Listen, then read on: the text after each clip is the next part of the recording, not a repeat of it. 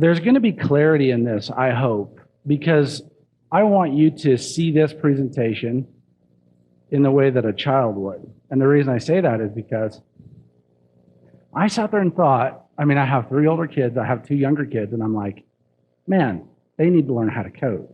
They just have to. And I remember when I was a kid, growing up, my dad was an electrical engineer, and we bought, my family, as a child, my parents bought a Tandy Radio Shack Model 80. Some people know them as TRS 80s. Some people call them trash 80s. And we had one. And it was black and white in all its glory. And it's stored on an audio cassette. How many of you have ever seen in real life a TRS 80? Impressive. How many of you have seen the little laptop edition? The small one. That's Rick Stallings. All right. So we had a TRS 80, and I didn't use it that much. There was a booklet, and it went through basic code, and I remember just literally character by character and a little bit line by line putting in the code, and I wasn't doing any programming, and I am not a programmer. My training is in networking and some systems administration, and my discipline these days, and has been for the past several years, is a full-time security analyst. And so that's my background. And I want you to know that the things that we're going to talk about here, they are very basic. They're very basic, and they're basic by design.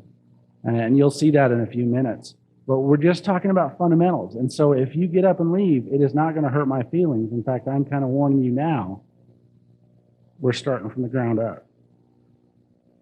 There's no research involved here. In fact, the research started decades ago. I'm just piggybacking here and borrowing some content, which again is going to be real obvious soon. And yeah, it's not designed to impress you. So our story starts with a gentleman by the name of Seymour Poppert. That's how you pronounce his last name. He passed away a few months ago, but he specialized in, and you're welcome to look him up, I would recommend it.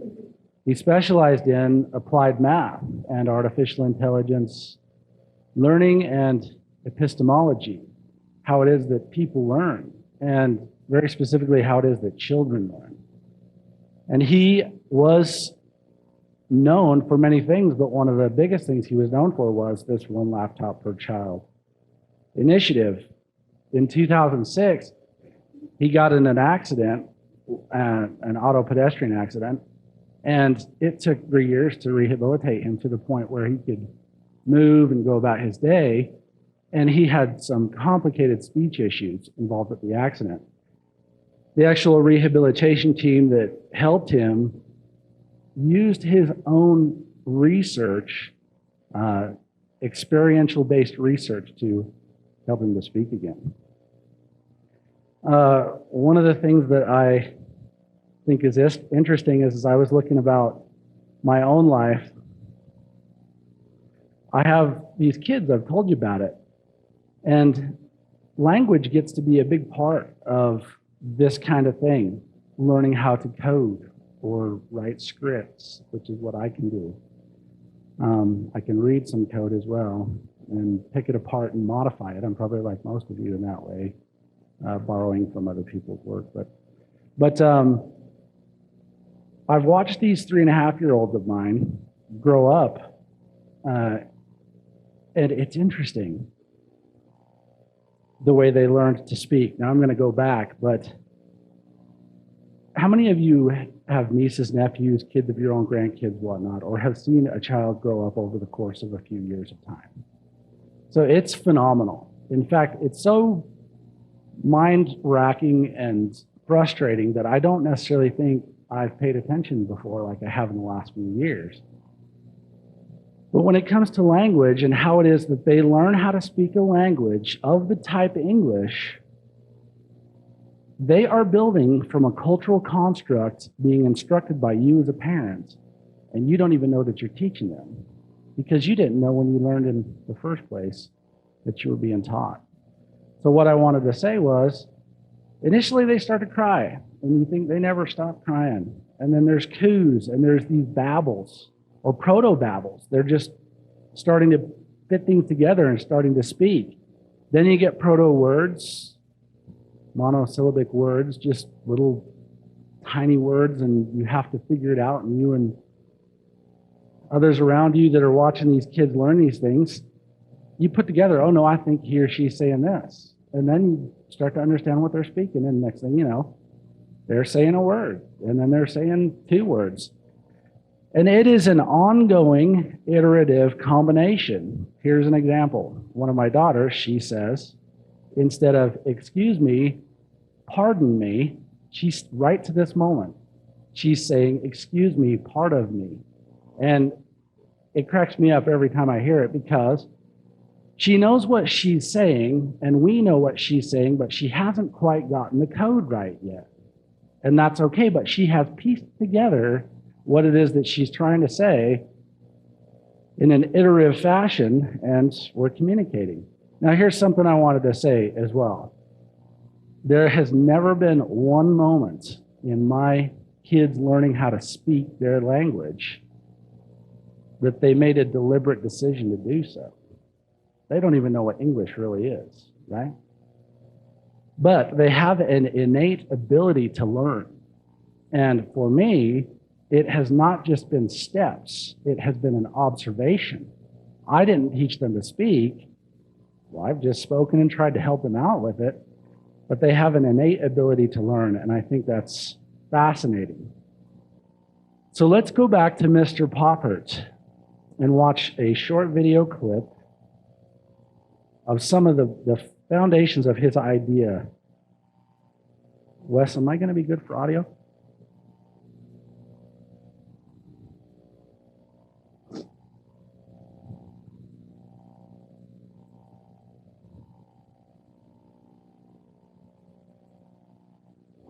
This is an attempt to make a sketch of what a school of the future might be. From 1986. Now, nobody really knows what the future will be like, but we know what it won't be like. We know it won't be lots of children sitting in desks with pencil and paper writing all the day.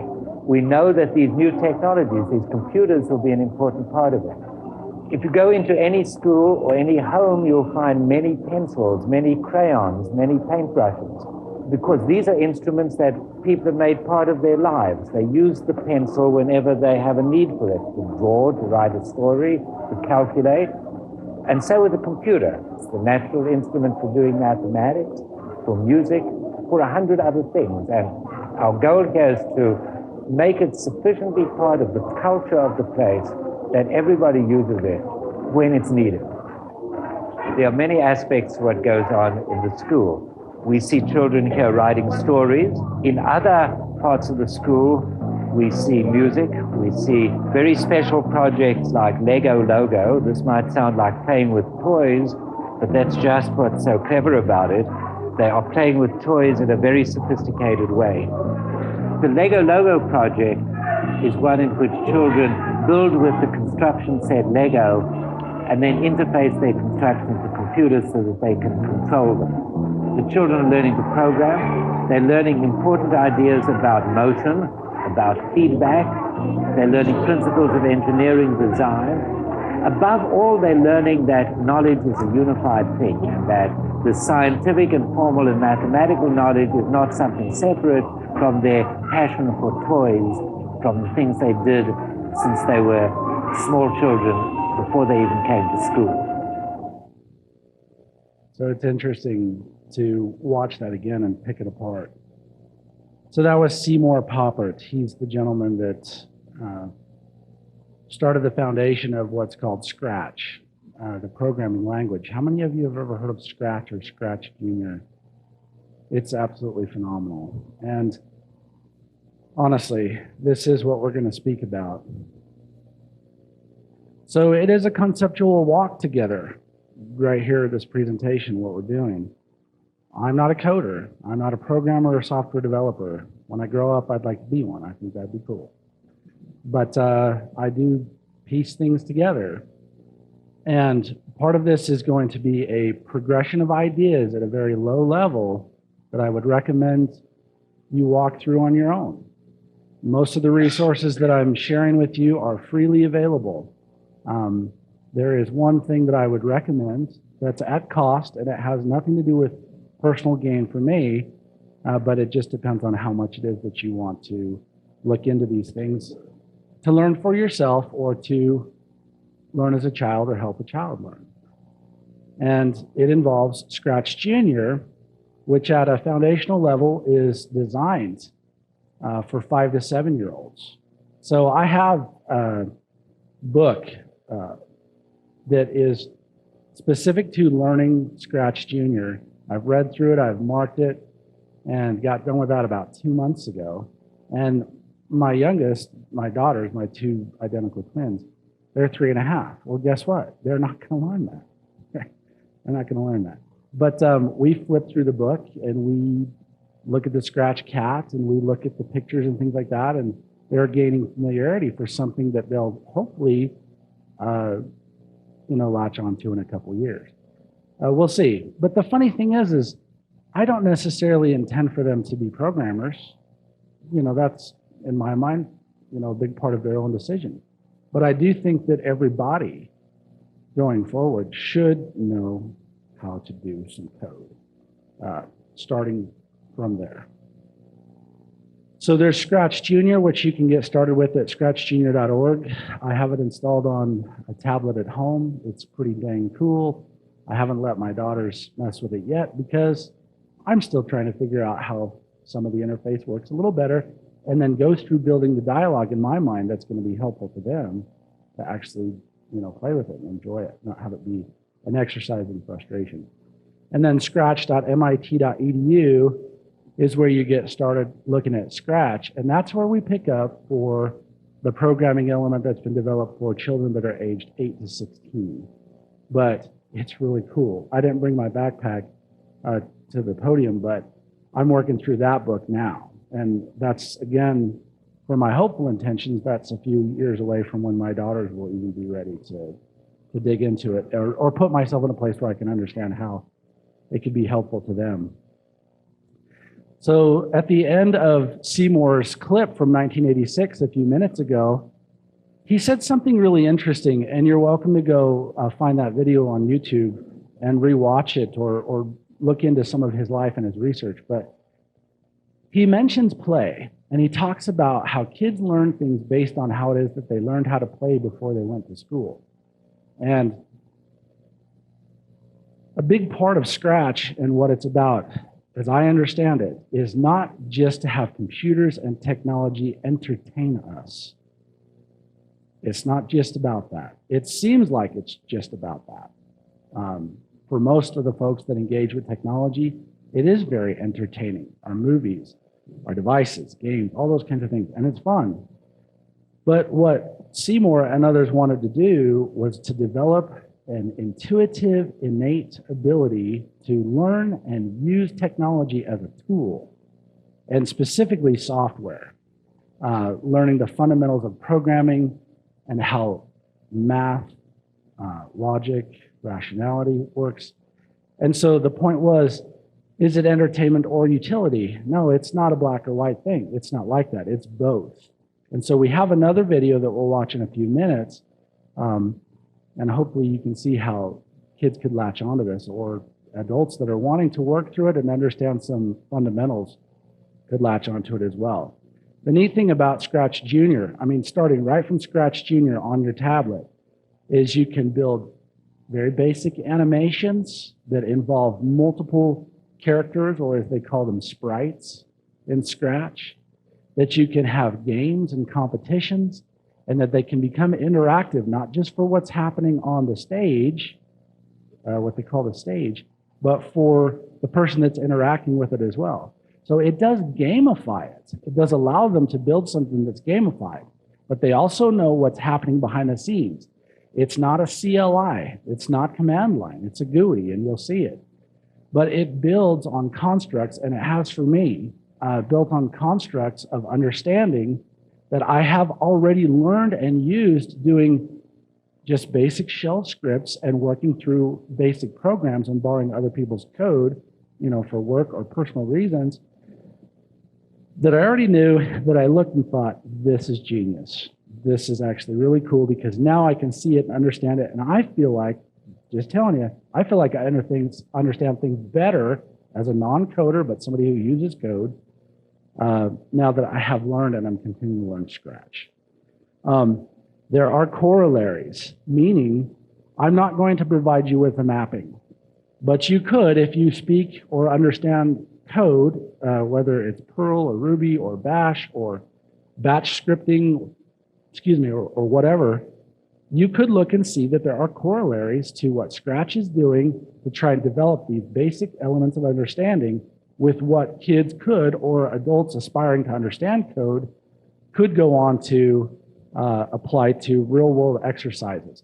And I have a challenge for you at the end that you're welcome to get in on if you want, that will help you apply some of those skills if you'd like. So this is a basic picture of the interface for Scratch Junior.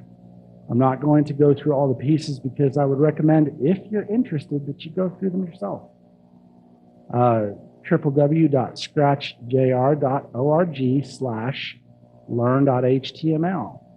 And as you hover over each one of the numbers, it's going to pop up with a brief explanation on the right side, like there, where it says this is what you click on to save the current page and exit to the home page.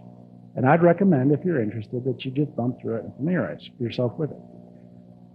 That's Scratch Junior. This is what Scratch looks like. So Scratch Junior, that's 5 to 7 is the target age group. Scratch, just Scratch, that's 8 to 16 is the target age group.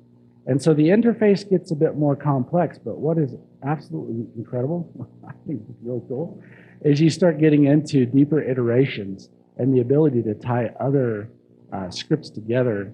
And then you start to see how hooking can work and how modules function, depending on the language that you're familiar with. Looping, all kinds of constructs exist. How to slow things down, how to speed things up, how to only do things a certain number of times or do them until you hit, a certain number. And all the fundamentals are there. In fact, it's really funny. Some of the computer science things that I have studied and that I do know, I look and I can see how they are so perfectly made to fit underneath Scratch and Scratch Junior. So let's watch another video. I think this one's 4 minutes or so. And I picked this video specifically because there's not a lot of talking. It's just like you're driving it, and it's just an exercise in the iteration of using it to learn some basics of programming.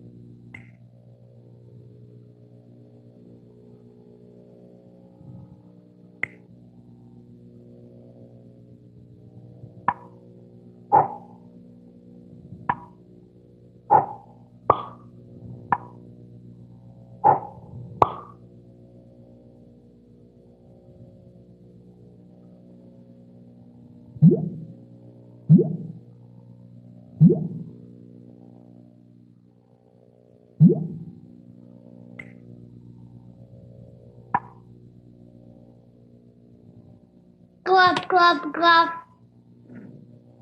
All right. Funny.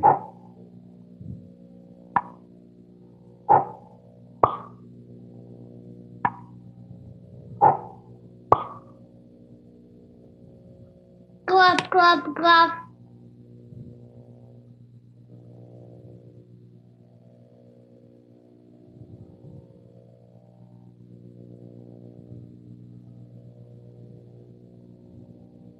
Glove, glove, glove.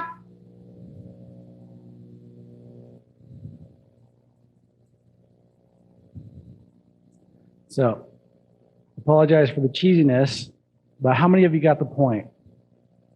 Saw what it was doing. How many of you want, you don't have to raise your hands on this one. How many of you would like to download this and spend 15, 20 minutes just to see how it's working? Yeah, I'm going to tell you right now, it's pretty dang cool. And it's the kind of things that I think kids should have in front of them on a piece of glass when they're 4, 5, 6, 7 years old. Not to say they can't just have fun and play either, but I also think this needs to be a part of it. And I think it's the kind of thing that would hook them. And the next thing you know, their play would become utility, and their utility would become great for them to enrich their lives and to give them a path for other options that would come before them in the future as they were students and moved on into a career. So I have a challenge for you, and you're welcome to try it for yourself, or just DM me. I'm going to give you a slide at the very end that's got a link for my Twitter account, and you're welcome to follow, DM, and unfollow. I'm not trying to get that kind of thing. But, or if you want to hit me up, jt@uen.org. jt@uen.org is my email address directly. You're welcome to send me a message that way too. But this is my challenge for you, and this is not to be done in Scratch, although I'll buy you lunch if you did. That would be freaking amazing. And you know what? I've wondered. I think there's ways you could do it. It might be a little funny, but so my challenge for you is to get Linux in front of you. And I know a lot of us have done that. It doesn't bother me if you run Linux or not, or if you can get, just a, whatever one of the distros is, the live distros that'll help you do that. And then I would say try to do this with Bash, the born again shell, and you're going to be in a GUI or a non-graphical interface in a CLI. And then I want you to go out and find a malicious IP list. What I mean by that is there are places where you can find, free of charge, okay, a basic threat intelligence type of malicious IP list. Don't grab the whole dang thing, but look to see if you can identify or find a way to see if there are malicious IPs within your organization for the space that you route from a network and internet protocol standpoint. And then take that list and build, if you'd like, a network-based access control list to be used either on a Linux box or a router, a network-based device, and then have that list be emailed to you. Now, this challenge, you don't need to do it. But this is something that I've been working through on my own, because I've done bits and pieces of this, and I've done bits and pieces of this years ago, but there are certain parts that I'm still trying to bolt together, and my own personal desire is because there's a lot of threat intelligence out there that you can have for a price.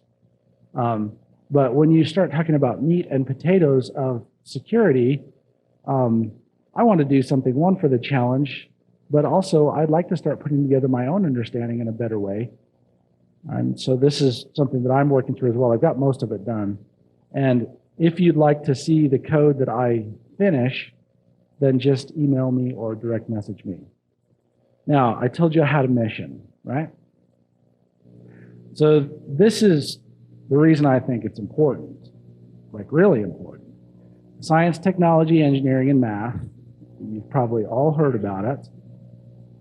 And how many of you know who Michio Kaku is? Probably most, if not all of you. Really? Not that many of you know who Michio Kaku is? So he gave a pretty energetic answer to a talk show host. And he was talking about the use of an H-1B visa. And I don't think there's necessarily an issue with the H-1B visa. But we have critical infrastructures and innovation pipelines, meaning companies that build innovative technologies that can be taken to market for profit, that rely heavily on the H-1B visa program to bring in talent from outside of the United States, because there is a shortage of students and professionals with science, technology, engineering, and math skills to foot the bill so that those things can be developed from the population in the United States. So I want to share something else with you, why I think it's important that we try to catch up, in my opinion, and not rely so heavily on the H-1B visa. And it has nothing to do with political motivation. In fact, to be honest with you, I don't think it has anything to do with patriotism. I think there's a lot to be said about freedom and independence, about your ability to sustain your own economy or to build your own company, and source those skilled professionals from within your local region or area. How many of you know who Peter Thiel is? Okay, so Peter Thiel, I would look him up as well if you're interested in following up. His last name is spelled T-H-I-E-L. T-H-I-E-L, Peter Thiel. So Peter Thiel is an entrepreneur. And I would recommend, as you look into Peter Thiel, that you go get the notes from the class that are available online for his Stanford course that is numbered CS183. So Peter Thiel's Stanford class notes for CS183. And what he goes into there is, it's not just the basics of entrepreneurial stuff. It's like blood and guts and trying to figure something very critical out in my mind. And that critical thing is what I've got listed here on your right as N+1 versus 0 to 1. So how many of you know what globalization is? So somebody, if it's okay, somebody give me what's a definition of what globalization is? Non-political, just globalization. Anybody? It's distributed worldwide. So globalization is taking something like clean, potable drinking water and making sure everybody has it. There's nothing political about that. People need to drink water. So clean water sources being globalized is legit. Here's another thing that's globalization. Internet bandwidth to all corners of the globe. Now, I'm not saying like our wildlife spaces or heritage sites or anything like that, but we should be able to provide bandwidth to just about everywhere in the world because it enables business, education, civilization, health, food, water. It's a good thing. And I think that we could argue that safely without appealing to any political left or right or whatever ideology a person might hold on to. So globalization is N+1. It is nothing but making copies. Globalization is N+1. Well, we don't necessarily want to be in the business, like speaking about the United States economy, in my opinion, or any company or any endeavor where all we're doing is just making copies. It needs to be done, granted, but I think if we could strive to understand the language of technology, including coding better, then we can move into a space where we're starting to talk about 0 to 1. And Peter Thiel says, where N+1 is duplication or globalization, 0 to 1 is innovation. It is where you actually make something new. It is how businesses are built. It's how technologies are discovered and implemented, which then go on to be globalized, right? But I think it's really important that from a STEM standpoint, and in my opinion, an H-1B standpoint, we get more into the business of 0 to 1.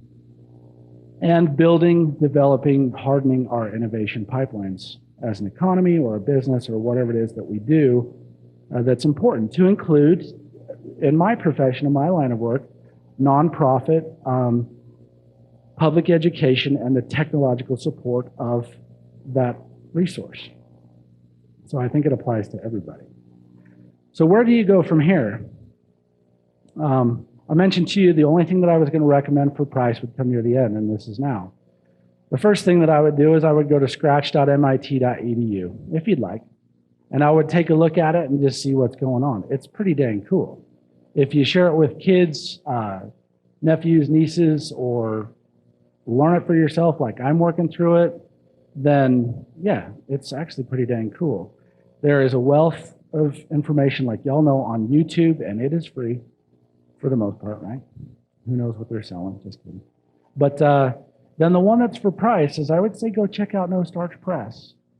There are a couple really good books. I've got some of them myself, specifically for Scratch Junior and Scratch. And so that's a good place to start. Honestly, think that's all it is that I have to speak with you about.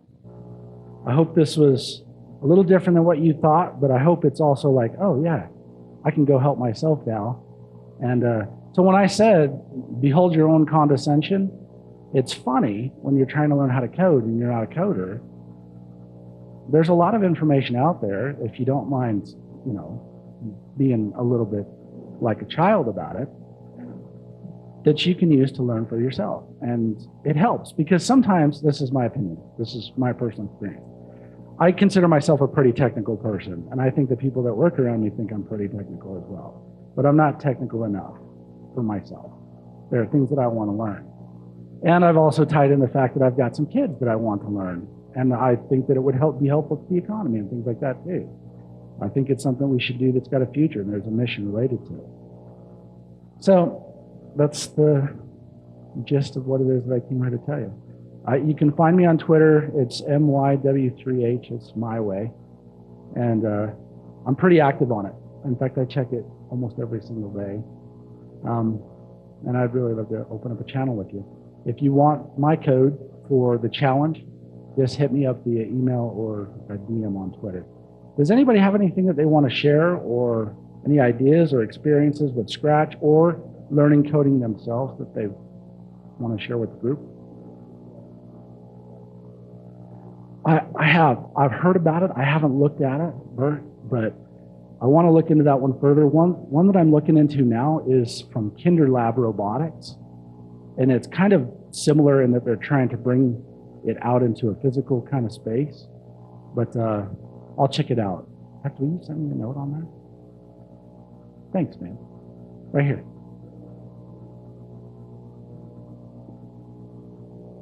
I haven't heard of that one.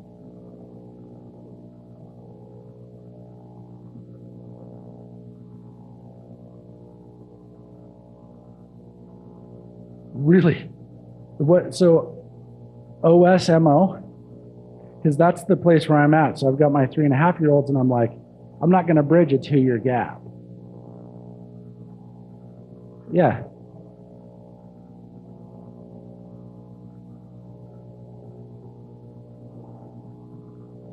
That's cool.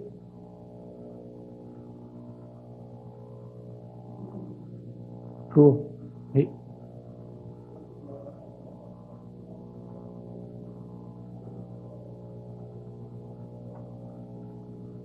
So to repeat the point that Bert was making is, you don't need to have it on a tablet. It can run on a Pi, a Raspberry Pi, or a device like that.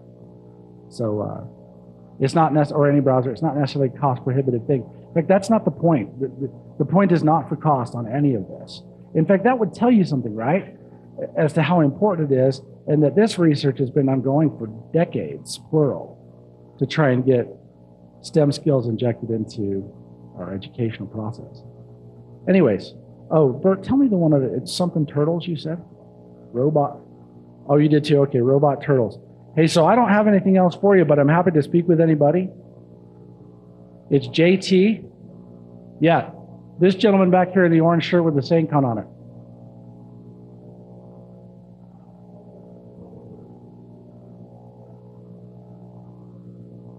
I've heard speak of them. Yeah.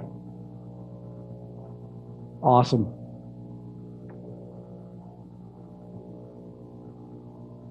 So hold on. Troy's going to bring out some crypto coins. Hey, thank you all for coming out. Thanks for attending SAINTCON. Hopefully this was helpful for you. Stay put so that these crypto coins can get out here. I'm going to drop this mic and call it good.